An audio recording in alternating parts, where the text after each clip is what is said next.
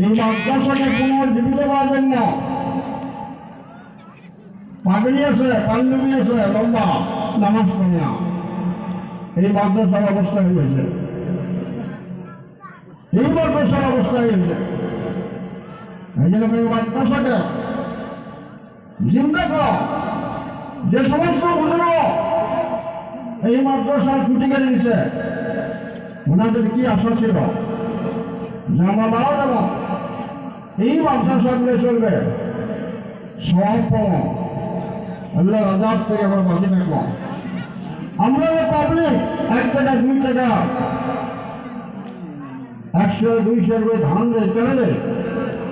Follow করে নাজাতের জন্য, ফলো করে যেটা আল্লাহ জাহান্নামে না যায়।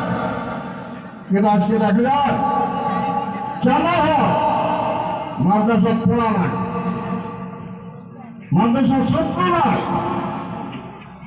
মানে আপনাদের কাছে অনুরোধ করলাম, আমরা সিনিয়র মানুষ হিসেবে, সিনিয়র আলেম হিসেবে, মুরব্বী হিসেবে এই জায়গা পার্শ্ববর্তী মাদ্রাসার মেহরবানি আছে, পার্শ্ববর্তী মেহরবানি সরকারি আছে,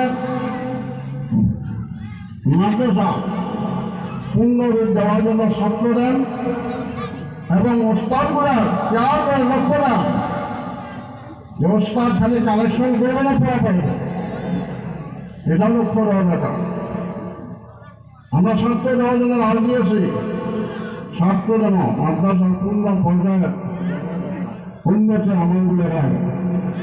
কথাটা অনেকের ভালো লাগবে, অনেকগুলো বেড়া লাগবে। টিচার মিটার আসলে মানুষ ঠিক হয় না, টিচার মিটার আসলে মানুষ ঠিক হয় না। কেন মাদ্রাসা অবস্থায় লোক মাদ্রাসা কেন বানিয়েছে? ছেলে মাদ্রাসা কেন আছে? ছেলে নাই, আসার এটা পাবলিকে কর, মঙ্গল শিক্ষক করব, মঙ্গল কমিটি করব, বেশ টাকা কেন আলাদা না? প্রত্যেকটা মানুষের হয়েছে মাদ্রাসা, কে চালে যাবে? মেয়ে মানুষের চালাবে, পর্দার আওয়াজ হয়ে চালাবে।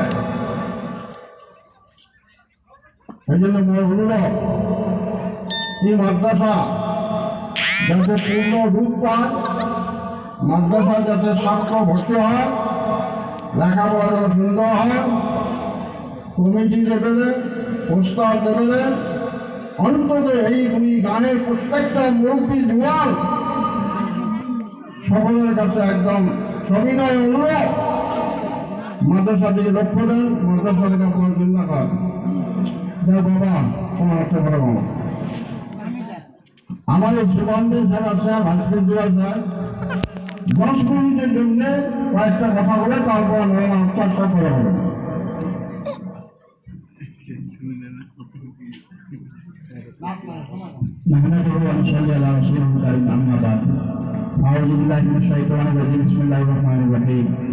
উপস্থিত আজকের এই জলসার সভাপতি সমাজ প্রমুখে এখানে অঞ্চলের আলেম ওলামা, বুজুর্গান, মুরব্বি ইকরাম,